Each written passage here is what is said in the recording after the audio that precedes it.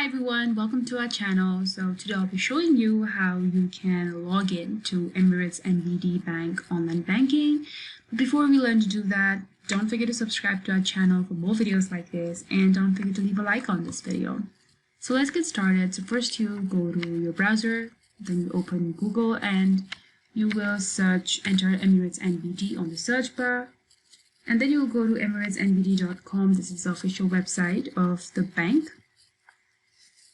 So once this site is loaded, over here on the top you can see the option of online banking. So you'll click on online banking and you'll be taken to another page. And here you will enter your username on this box. You will enter your username over here. Then you will enter your password.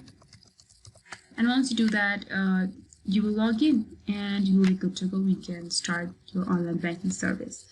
But if you have not yet registered for online or mobile banking, you need to do that first. And we have another video showing you how to do just that. So check that out if you have not already. But if you're logging in, you're good to go. And that's it. So I hope this video helps you guys.